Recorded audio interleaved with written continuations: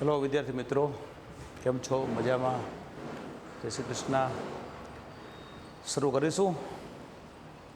છેલ્લે આપણે એક ઉદાહરણ જોયું હતું, દાખલો હતો ને ઉદાહરણ 1.3.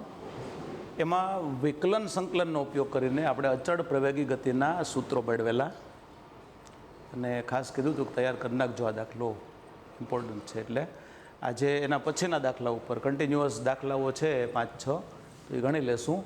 પછીનો દાખલો પણ મિત્રો અગત્યનો જ છે પરીક્ષાની દૃષ્ટિએ. ઉદાહરણ 3.4 આ પણ ખાસ તૈયાર કરવાનું છે બધાએ. જો રકમ શું લખી કે એક બહુમાળી મકાનની ટોચ પરથી એક દડાને શિરોલંબ ઉર્ધ્વ દિશામાં 20 મીટર પ્રતિ સેકન્ડની ઝડપથી ફેંકવામાં આવે છે. દડો જે બિંદુએથી ફેંકવામાં આવે છે તેની જમીનથી ઊંચાઈ 25 મીટર છે. તો બે પ્રશ્ન પૂછ્યા છે. એમાં પહેલો પ્રશ્ન એવો પૂછ્યો કે દડો કેટલી ઊંચાઈએ પહોંચશે, અને બીજો પ્રશ્ન એ પૂછ્યો કે દડો જમીનને અથડાય તે પહેલાં કેટલો સમય લાગશે. અને જીની કિંમત આપી છે, સ્મોલ જી મીન્સ ખબર છે તમને, ગુરુત્વ પ્રવેગ 10 મીટર પ્રતિ સેકન્ડ સ્ક્વેર લો, આવું લખેલું છે રકમ. તો મિત્રો શું કરવાનું, તમારે એક બહુમાળી મકાન વિચારવાનું છે. એના ઉપરથી દડાને 20 મીટર પ્રતિ સેકન્ડની ઝડપથી ફેંકવાનો છે, અને મકાનની જે ઊંચાઈ છે ઓકે એ 25 મીટર. એટલે આવી રીતે વિચારો, આ જમીન થી ઊંચે 25 મીટર હાઇટવાળું એક ટાવર. ઓકે, આ વિચારવાનું તમારે. આ જે ઊંચાઈ છે 25 મીટર. ઓકે,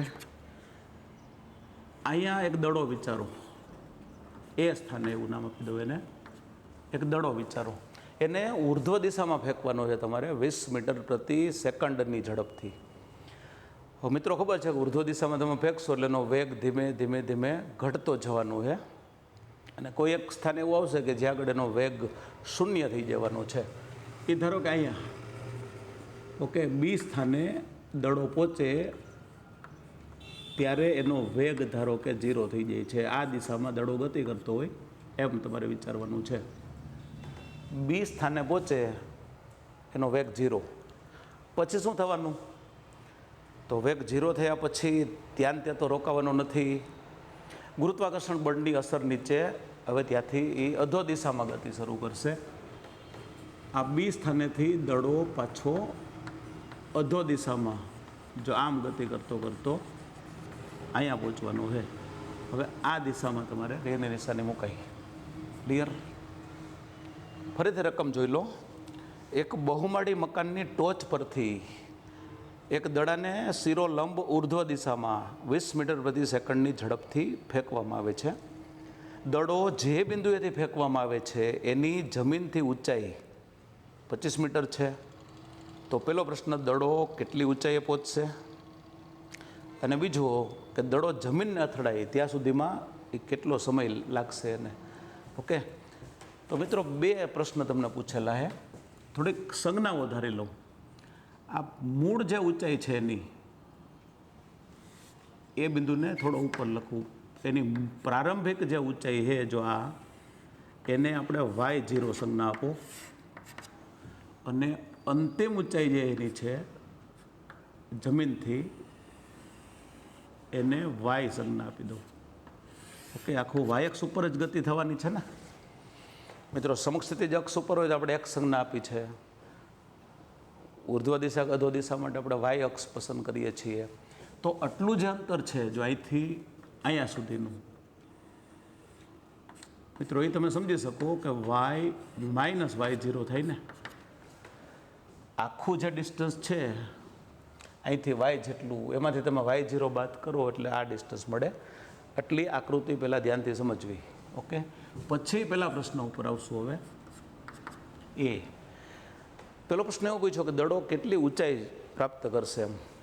અહીંથી ફેંકા પછી દડો ક્યાં સુધી જશે આમ. તો મિત્રો જો પહેલી વાત એ છે કે ઉપર તરફ જતી વખતે પણ એને અચળ પ્રવેગ હોય છે, ભલે વેગ ઘટતો જાય છે, એટલે ઉર્ધ્વ દિશામાં એને પ્રતિપ્રવેગ કહેવાય, માટે અધો દિશામાં પ્રવેગ કહેવાય. એ પણ અચળ જ હશે, અને અધો દિશામાં આવતી વખતે પણ પ્રવેગ અચળ હશે. એટલે અચળ પ્રવેગી ગતિના જે સૂત્રો આપણે મેળવ્યા છે આગળના લેક્ચરમાં, એનો તમે ઉપયોગ કરી શકો. તમે કઈ કઈ રાશિ જાણો છો એના આગળ લખાય. જો પહેલાં તો તમને પ્રારંભિક વેગ આપેલો છે, એને v0 કહેશું, 20 મીટર પ્રતિ સેકન્ડ. આટલા વેગથી એને ફેંકવાનો છે. દડો બી બિંદુએ પહોંચે ત્યારે એનો એ અંતિમ વેગ ગણાશે. એ કેટલો હશે અંતિમ વેગ? તો 0 મીટર પ્રતિ સેકન્ડ. ઓકે, એણે કાપેલું અંતર શોધવાનું છે તમારે, આટલું અંતર. આમાં સમય નથી આપેલો. જો મિત્રો, આટલું અંતર શોધવું એટલે એકચ્યુઅલી વાય માઇનસ y0 ની કિંમત તમારે શોધવાની છે. ક્લિયર? કયું સૂત્ર એપ્લાય કરાય? તમને 3 સૂત્ર સાબિત કરી આપ્યા હતા. પછી ક્યારે કયું સૂત્ર વાપરવું એની બધી ટ્રિક્સ શીખવાડી હતી કે ભાઈ આવી માહિતી આપી તો આ સૂત્ર વાપરવું, આ ટાઈપની માહિતી હોય તો આવું સૂત્ર વાપરવું. આ રકમમાં સમય નથી આપ્યો એ તમે જુઓ, અહીંથી અહીં પહોંચવાનો. તો સમય ન આવતું હોય ને એવું સૂત્ર આપણે યાદ કરવું જોઈએ. તો પહેલું જે સૂત્ર હતું v બરાબર v0 પ્લસ at, જો એમાં સમય હતો. પછી બીજું સૂત્ર મેળવ્યું હતું ને એક્સવાળું, એક્સ બરાબર x0 પ્લસ v0t પ્લસ 1/2, એમાંય સમય હતો. ત્રીજું સૂત્ર જે હતું અચળ પ્રવેગી ગતિનું, જો મિત્રો એમાં સમય નહોતો. v² બરાબર v0², આ સૂત્ર v² બરાબર v0² પ્લસ 2ax લખ્યું હતું ને, એને બદલે આપણે અહીંયા y માઇનસ y0 લખવું જોઈએ. એક્સ એટલે એનું સ્થાનાંતર. અહીંયા સ્થાનાંતર આમ થાય છે ઉર્ધ્વ દિશામાં, એને તમે y માઇનસ y0 સંજ્ઞા આપેલી છે. એટલે આ સૂત્ર તમારે વાપરવું જોઈએ. ઓકે, હવે એમાં કિંમત મૂકો. v એટલે અંતિમ વેગ, તો એ તો 0 છે. ક્લિયર? અંતિમ વેગ 0. v0 એટલે પ્રારંભિક વેગ, જે વેગથી તમે દડાને ફેંકો છો એ 20 મીટર પ્રતિ સેકન્ડ આપેલો છે. તો 20 એનો વર્ગ, પછી આ એના એ, સોરી 2/2, અને એ એટલે એનો પ્રવેગ, જે આપણે અહીંયા ગુરુત્વ પ્રવેગ ગણવાનું રહેશે. અને એનું મૂલ્ય તમને આપ્યું છે 10 મીટર પ્રતિ સેકન્ડ સ્ક્વેર. ઓકે, પણ એ મિત્રો તમારે -10 એવું લેવું જોઈએ, કેમ કે પદાર્થ ઉપર તરફ જાય એટલે એને પ્રતિપ્રવેગ હોય છે ઉપર તરફ, તો પ્રવેગ અધો દિશામાં. આપણે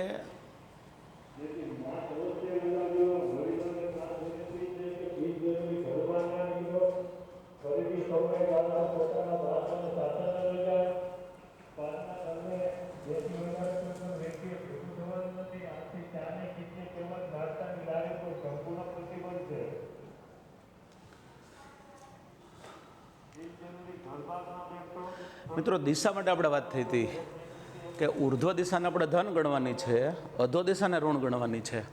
એટલે પદાર્થ ઉપર તરફ જતો હોય પણ એનો પ્રવેગ તો અધો દિશામાં હોય છે, એટલે એને ઋણ સંજ્ઞા આપો -10. ઓકે, અને આ y માઇનસ y0 એ તો શોધવાનું છે આપણે.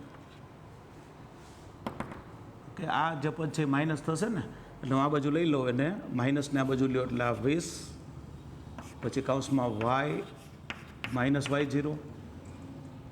આ પદ માઇનસ છે એટલે આ સાઈડ એટલે પ્લસ થઈ ગયું. અને અહીંયા 20નો વર્ગ તમે કરો તો 400. therefore y માઇનસ y0 બરાબર 400/20, એટલે તમને જવાબ મળે 20 મીટર. મિત્રો આનો અર્થ શું થાય કે એ બિંદુ પાસેથી દડાને તમે ઉર્ધ્વ દિશામાં ફેંકો 20 મીટર પ્રતિ સેકન્ડની ઝડપથી, તો એ 20 મીટર સુધી જાય અને ત્યાંનો વેગ 0 થઈ જાય. બસ આ સૂત્ર યોગ્ય રીતે વાપરો એટલે તમને પહેલો જવાબ પડી જાય. હવે બીજો પ્રશ્ન જે પૂછ્યો છે, એને જમીન ઉપર પાછો આવવા માટે કેટલો સમય લાગે? જમીન ઉપર પાછો ફરવા માટેનો સમય પૂછ્યો છે. તો મિત્રો એ 2 રીતે ગણી શકાય. 2 રીતે તમને એ સમય સમજાવું, પછી એક્ઝામમાં તમારે જે રીતનો ઉપયોગ કરવો હોય એ કરી શકો છો. એમ પાછો ફરવાનો સમય શોધવો એટલે દડાને તમે ફેંકો ત્યાંથી સમય ગણાવવાનું સ્ટાર્ટ થઈ જાય. એટલે અહીંથી પહેલાં ઉર્ધ્વ દિશામાં પહોંચે અહીંયા સુધી, ત્યાં સુધીનો એક સમય શોધવો પડે, એને હું T1 કહીશ. અચ્છા, અહીંયા પહોંચ્યા પછી દડો અધો દિશામાં ગતિ કરતો કરતો જમીન ઉપર આવે તો ત્યાં સુધીમાં જે સમય લાગે એને T2 સંજ્ઞા આપશું. પછી બંને સમયનો તમે સરવાળો કરો T1 અને T2નો, એટલે એને સમગ્ર ગતિ માટેનો સમય મળે. એટલે કોઈ પણ રીતે તમારે T1 શોધવું પડશે, T2 શોધવું પડશે. થાય જ ક્લિયર? પદાર્થની ઉર્ધ્વ દિશાની ગતિનો સમય જો દડાની, એમ લખું, દડાની ઉર્ધ્વ દિશાની ગતિનો સમય T1 અને અધો દિશાની ગતિનો સમય T2 હોય તો સમગ્ર ગતિ માટેનો સમય T બરાબર T1 પ્લસ T2 થાય. ઓકે, હવે T1 શોધવાનું છે અને T2, એટલે હું બે હેડિંગ કહું. ઉર્ધ્વ દિશાની ગતિ માટેનો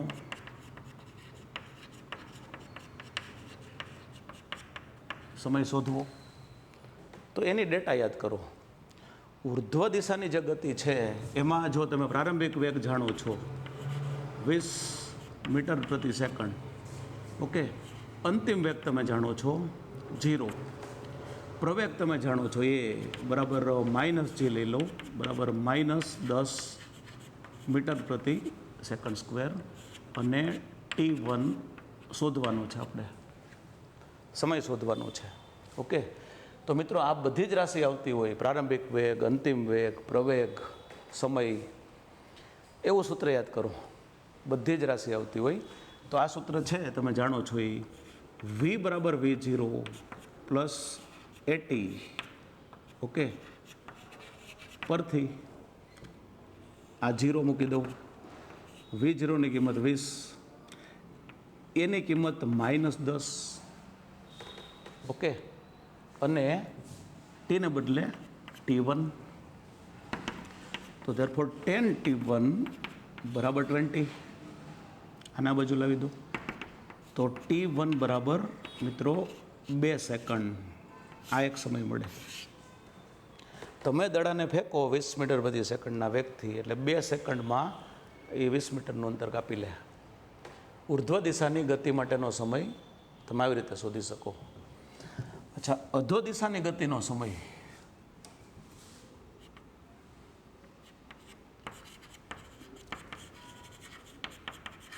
અધો દિશાની ગતિનો સમય શોધવો. ચલો, અધો દિશાની ગતિની ડેટા યાદ કરો. અહીંયાથી પદાર્થ અધો દિશામાં ગતિ શરૂ કરે છે તો મિત્રોનો પ્રારંભિક વેગ અહીંયા કેટલો ગણાય? એનો જે પ્રારંભિક વેગ છે એ 0 મીટર પ્રતિ સેકન્ડ. અટકી ગયો છે, એકદમ 20 મીટર જેટલું ઉપર જઈને ક્ષણ પૂરતો અટકી જાય અને પછી ગતિ ચાલુ કરે, શૂન્ય વેગથી ગતિ ચાલુ કરે. પછી અહીંયા પહોંચે ત્યારે એને જે વેગ પ્રાપ્ત થાય પણ ખબર નથી, એટલે પ્રારંભિક વેગ એક જ જાણીએ છીએ. ઓકે, બીજું એની પ્રારંભિક ઊંચાઈ, દડો કેટલી ઊંચાઈએ છે તો એ પ્રારંભિક ઊંચાઈને y0 નામ આપો. કેટલી ગણશો તમે? તો મિત્રો 25 મીટર તો આ છે અને 20 મીટર ત્યાંથી ઉપર ગયો છે, એટલે 45 મીટર, ટોટલ 45 મીટર. એની અંતિમ ઊંચાઈ 0, અહીંયા પહોંચે ને ત્યારે 0. પછી એનો પ્રવેગ, સમગ્ર ગતિ દરમિયાનનો પ્રવેગ એ બરાબર -g બરાબર -10 મીટર પ્રતિ સેકન્ડ સ્ક્વેર. ઓકે, આટલી ડેટા આપણી પાસે છે. તો એની મદદથી T2 પ્રશ્નાર્થ T2 શોધવાનો છે આપણે. કયું સૂત્ર યાદ કરશો મિત્રો? અંતિમ વેગ નથી આપેલું, એ તમે જોયું? તો અંતિમ વેગ ન આવતો હોય એવું જે સૂત્ર છે આપણું એક્સ વાળું, એક્સ બરાબર x0 plus v0t plus 1/t², એ યાદ કરવું જોઈએ. પણ આપણે આમ લખાય y બરાબર y0 plus v0t plus 1/t² પરથી. ઓકે, હવે જો વાયની કિંમત 0, ઓકે, y0 45 પ્લસ v0 એનો પ્રારંભિક વેગ તો એ ખબર જ છે 0, એટલે આ પદ છે 0 થઈ જવાનું, પ્લસ 1/1 આ -10 અને અહીંયા t² એવું લખશું. ક્લિયર? y0 તમે છે ને 25 નહીં લેતા હો, કેમ કે અહીંથી ગતિ ચાલુ થઈ છે. આ ભલે સંજ્ઞાને y0 કીધું છે, એ 25 છે. આપણે યાદ રાખવાનું કે તમે બીજી ગતિ માટેનો સમય શોધો છો, તો બીજી ગતિ 45 મીટર ઉપરથી શરૂ થઈ છે, એટલે પ્રારંભિક સ્થાન એનું 45 ગણાય. આ ખાસ જોજો, 25 લખશો તો ખોટું પડવાનું છે. ઓકે, અહીંયા 2 અને આ 5, -5t² ને આ બાજુ લાવી દો, એટલે 5t² પ્લસ થઈ જાય બરાબર 45, ધેરફોર t² બરાબર 9. ઓકે, 5 છેદમાં આવશે એટલે 5 9 45, અને તો પછી t બરાબર 3 સેકન્ડ. t2 અહીં લખજો, t2 t2 t2. ઓકે, એટલે પહેલી ગતિ માટે 2 સેકન્ડ લાગી, બીજી ગતિ માટે 5 સેકન્ડ લાગી. તો ધેરફોર સમગ્ર ગતિ માટેનો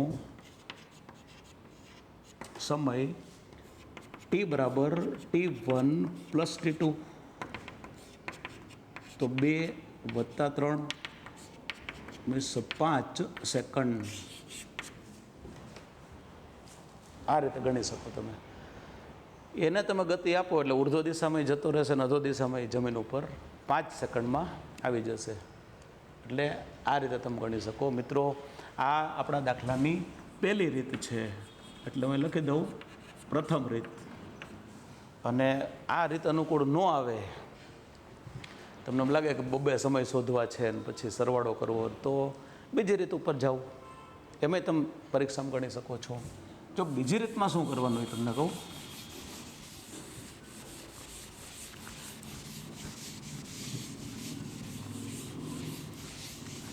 બીજી રીતમાં દડો જ્યાંથી ગતિ શરૂ કરે, ઓકે, એ એનું પ્રારંભિક સ્થાન ગણો, અને જ્યાં આગળ આવે એનું અંતિમ સ્થાન ગણો. એના સ્થાનના યામ પ્રારંભિક સ્થાન y0 ગણી લો, અંતિમ સ્થાન y ગણી લો, અને પછી અચળ પ્રવેગી ગતિનું સૂત્ર વાપરી દો, એટલે તમને સેમ જવાબ મળી જવાનો છે. ઓકે, તો બીજી રીતમાં તમે જાઓ ને ત્યારે પ્રારંભિક સ્થાન y0 બરાબર તમારે 25 મીટર લેવું પડે, કેમ કે અહીંથી ગતિ શરૂ કરે. પછી ઉર્ધ્વ દિશામાં જાય કે અધો દિશામાં જઈને જ જોવાનું, ગમે એ દિશામાં જાય એ 25 મીટરેથી ગતિ સ્ટાર્ટ કરે છે. એટલે y0ની કિંમત 25, પછી yની કિંમત અગેન 0 અહીં આવવાનું છે. એટલે ક્લિયર? એનો પ્રારંભિક વેગ તમે જાણો છો, v0 બરાબર 20 મીટર પ્રતિ સેકન્ડ. ઓકે, જો પહેલી રીતમાં પ્રારંભિક વેગ તમારે 0 લેવાનો હતો, કેમ કે એમાં બીજો સમય શોધતા હતા અહીંથી, એટલે તમારે y0 એ 45 મીટર લેવાનું થતું હતું, અને પ્રારંભિક વેગ 0. હવે બીજી વખતે અહીંથી પદાર્થને તમે ધ્યાનમાં લો છો, તો એનું પ્રારંભિક સ્થાન 25 મીટર, એનો પ્રારંભિક વેગ 20 મીટર પ્રતિ સેકન્ડ, અંતિમ તમે જાણો છો, પ્રવેગ જાણો છો એનો a બરાબર -g બરાબર -10 મીટર પ્રતિ સેકન્ડ સ્ક્વેર, અને સમય શોધવાનો છે પાછો તમારે. ઓકે, ચાલો હવે કયું સૂત્ર યાદ કરશો? આ બધી જ ડેટા તમને આપી હોય તો અંતિમ વેગની કંઈ આપણે જરૂર નથી, પૂછ્યો નથી, એટલે પહેલું સૂત્ર લેવાની જરૂર નહીં, v બરાબર v0 + at. બાકી બધા બે સૂત્રો, એમાંથી ત્રીજું જે સૂત્ર છે વી સ્ક્વેર બરાબર V0 સ્ક્વેર પ્લસ 2AX વાળું, તો એમાં સમય નથી એટલે એ સૂત્ર ન વાપરી શકો. તો તમને અંદાજ આવી જાય કે તમારે આ સૂત્ર જ વાપરવું પડે ને. y બરાબર y0 plus V0t plus 1/2 AT square પરથી ચલો yની કિંમત 0, y0ની કિંમત 25, પછી V0ની કિંમત અહીંયા 20 અને આ t યથાવત. ઓકે, આ માઇનસ લખું કેમ કે એની કિંમત -10 છે અને t સ્ક્વેર. ઓકે, 2 અને 5 આને એમ લખી શકાય મિત્રો 5t સ્ક્વેર. આને આ બાજુ લઉં છું -20t -25 બરાબર 0. બધા પદને આ બાજુ લાવી દો તો માઇનસ છે પ્લસ, પ્લસ છે માઇનસ, 5 કોમન નીકળે આમાંથી બધામાંથી. તો t સ્ક્વેર -4t -5 બરાબર 0.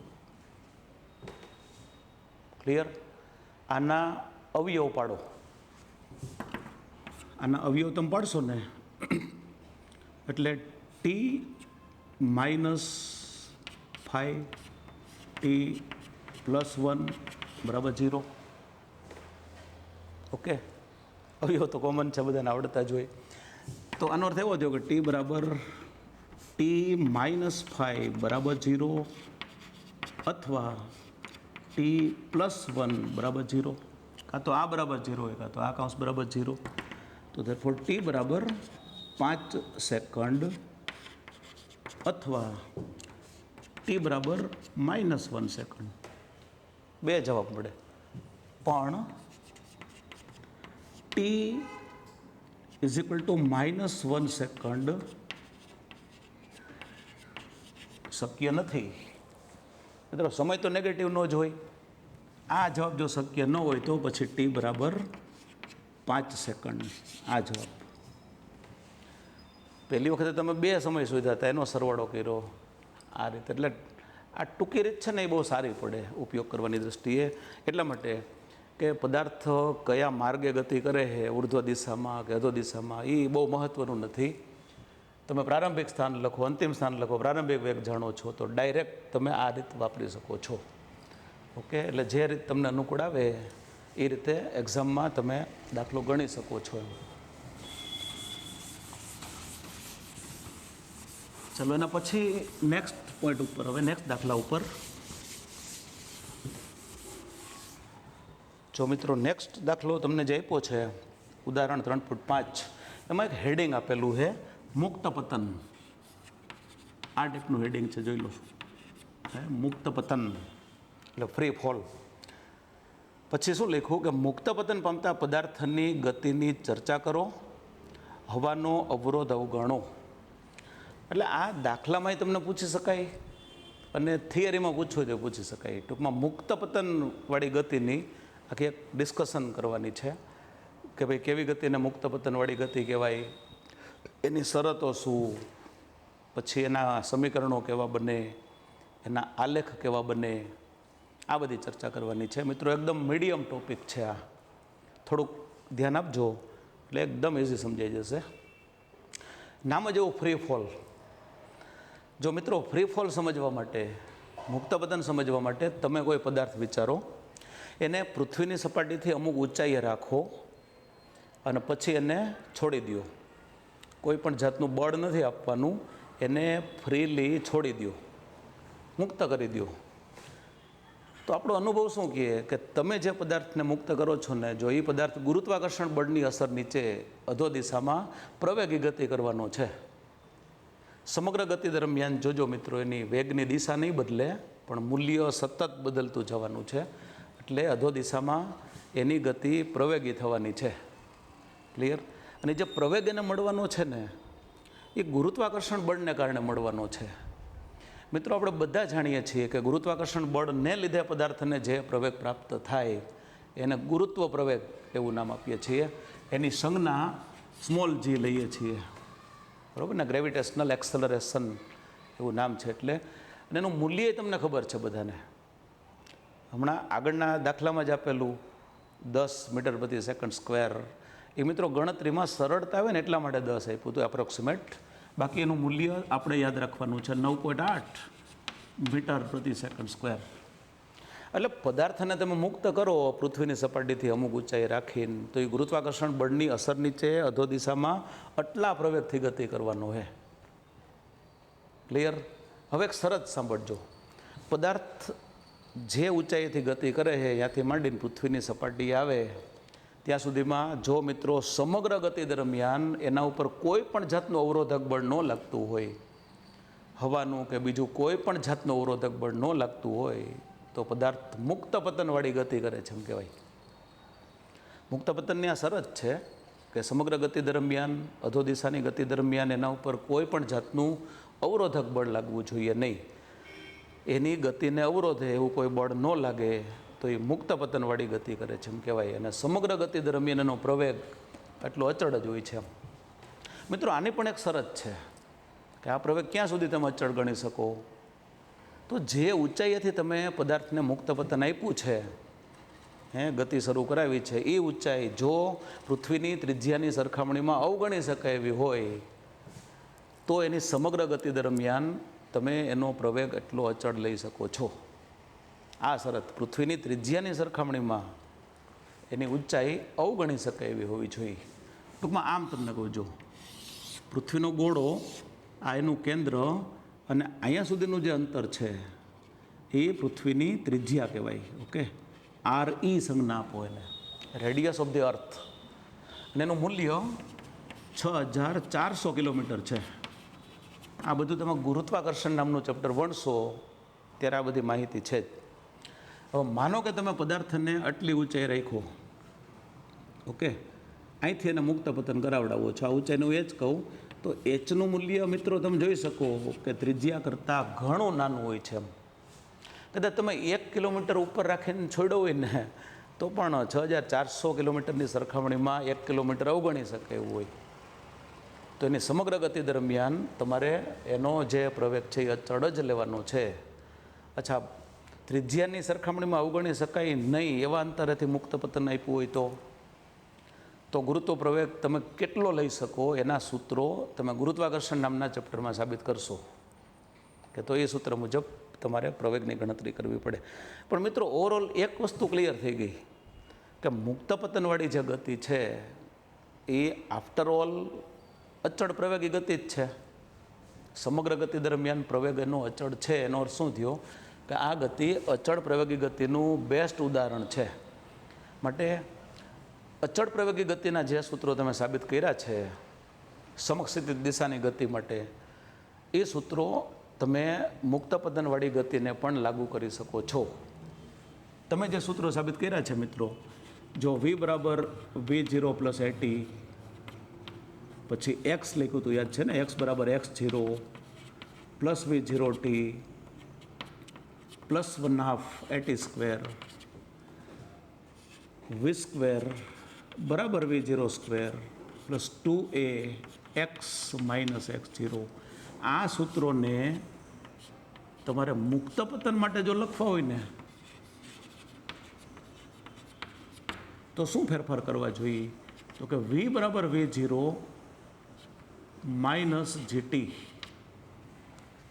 ગુરુત્વ પ્રવેગ અધો દિશામાં જ હંમેશા હોય છે, તમને ખબર જ છે. અને અધો દિશામાં આપણે દિશાને ઋણ ગણીએ છીએ એટલે માઇનસ GT લખાય.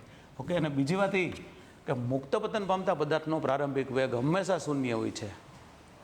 તમે અહીંયા રાખીને ખાલી એને ફ્રીલી છોડો હો, કોઈ બળ આપતા નથી, એટલે શૂન્ય વેગથી ગતિ ચાલુ કરે. અને પછી શું થાય? આ માઇનસ જેની કિંમત હું 9.8 t લખી દઉં તો મને મળે માઇનસ 9.8 t મીટર પ્રતિ સેકન્ડ. મિત્રો આનો અર્થ શું થાય કે પદાર્થને તમે મુક્ત પતન પામે તે રીતે છોડો, પછી તમારે કોઈ પણ ક્ષણે એનો વેગ જાણવો હોય તો આ સૂત્રથી જાણી શકો. તમને એમ થયું મારે મુક્ત પતન આપ્યા પછી પાંચમી સેકન્ડે વેગ જાણવો છે, તો ટીની કિંમત 5 મૂકો. છઠ્ઠી સેકન્ડે જાણવો છે 6 મૂકો. બીજી સેકન્ડે જાણવો છે તો 2 મૂકો. એટલે કોઈ પણ સમયે વેગ શોધવાનું સૂત્ર છે.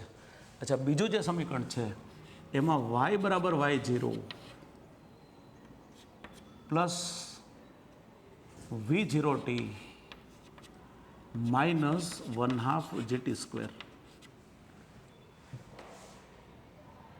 બરાબર, આ માઇનસ જે કરવાનું છે બસ. પછી આ y0 ના y0, આ તો 0 જ થવાનું છે.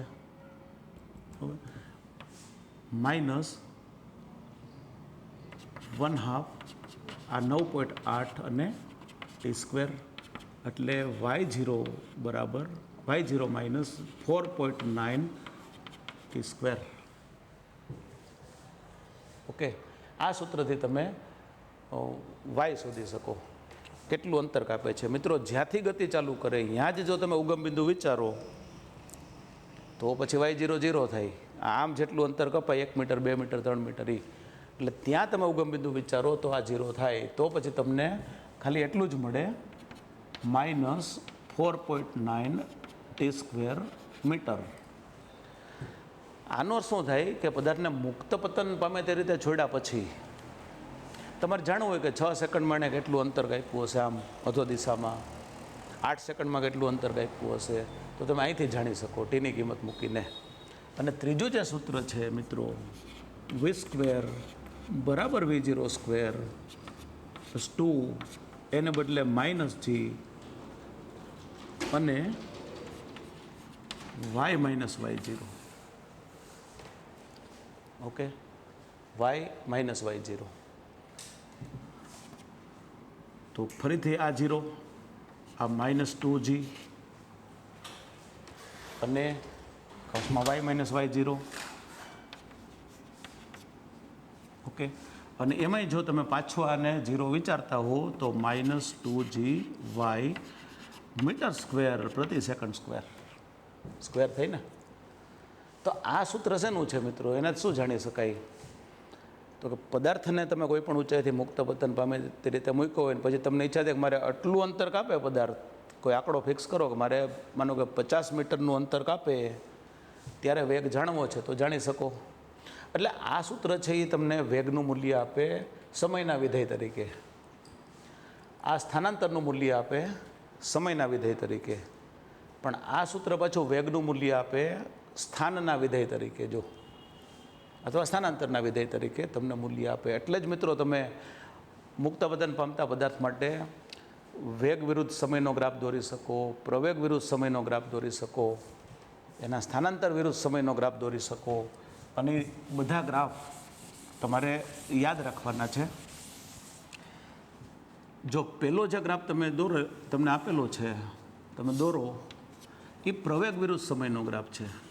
ઓકે, પ્રવેગ વિરુદ્ધ સમય, પ્રવેગ મીટર પ્રતિ સેકન્ડ સ્ક્વેરમાં, ઋણ y અક્ષનો ઉપયોગ કરવો, કે બધું નેગેટિવ છે. તમને મિત્રો ખબર જ છે કે ગુરુત્વ પ્રવેગ અચળ જ હોય છે હંમેશા, એટલે એનો ગ્રાફ સમયની અક્ષને સમાંતર સુરેખા આવે. પછી સ્કેલમાં ન લ્યો તો એ કંઈ નહીં, લેવો હોય તો અહીં તમે 0, 1, 2, 3, 4, 5, આગળ 5, 10, 15, 20, તો 9.8 થઈને. ઓકે, ત્યાંથી ગ્રાફ વાય અક્ષને લંબ આવે, સમયની અક્ષને સમાંતર આવે, કે કોઈ પણ સમયે પ્રવેગ એટલો જ હોય, અચળ જ. ઓકે, પછી વેગ વિરુદ્ધ સમયનો જો ગ્રાફ દોરવો હોય, આ ટી સેકન્ડ, અહીંયા સેકન્ડમાં જ લેશું સમય, અને વી મીટર પ્રતિ સેકન્ડ. હવે મિત્રો પ્રવેગ એનો અચળ હોય તો વેગ વિરુદ્ધ સમયનો ગ્રાફ કેવો મળવો જોઈએ? તો કે સુરેખા મળે. જો આમ, પણ આ બાજુએ સુરેખા મળે, ઋણ બાજુએ. સુરેખાનો ઢાળ અચળ હોય તમને ખબર છે, અને બીજું વેગ વિરુદ્ધ સમયના આલેખનો ઢાળ આપણને પ્રવેગ આપીએ એ તમને ખબર છે. આનો ફેરફાર છે આનો ફેરફાર, એટલે પ્રવેગ થાય dv/dt.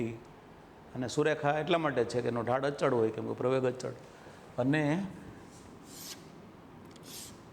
સ્થાનાંતર y મીટર વિરુદ્ધ ટી સેકન્ડનો જો તમે ગ્રાફ દોરો તો મિત્રો એ ગ્રાફ તમને આ ટાઈપનો વક્ર મળે. એટલે આખે આખો ટોપિક આ રીતે તૈયાર કરવાનો છે. ખાસ મુક્ત પતન માટેની શરત ખાસ યાદ રાખવી. પૃથ્વીની સપાટીથી અમુક ઊંચાઈ લઈ જવો, એને છોડવો અને કોઈ પણ જાતના અવરોધક બળની અસર વગર જો એ ગતિ કરે તો મુક્ત પતન કહેવાનું છે. ઓકે, એનો પ્રવેગ અચળ હોય એવું યાદ રાખવું, અને એ પ્રવેગ ગુરુત્વ પ્રવેગ જેટલો, એના સમીકરણો યાદ રાખવા. આજે તમને આપેલા છે, બરાબર, આ સમીકરણો આપેલા છે, યાદ રાખવા. અને જે અર્થઘટન આપ્યું તે, અને બાકી આ 3 ગ્રાફ. ઓકે મિત્રો, અહીંયા સુધી આજે રાખીએ છીએ. ટાઈમ અપ થવાની તૈયારી છે અને નવો જે દાખલો છે એ ટાઈમ લેવો છે, એટલે આજે અહીંયા પૂરું કરીએ. નેક્સ્ટ પીરિયડમાં આ બધું કામ અપ કરીશું.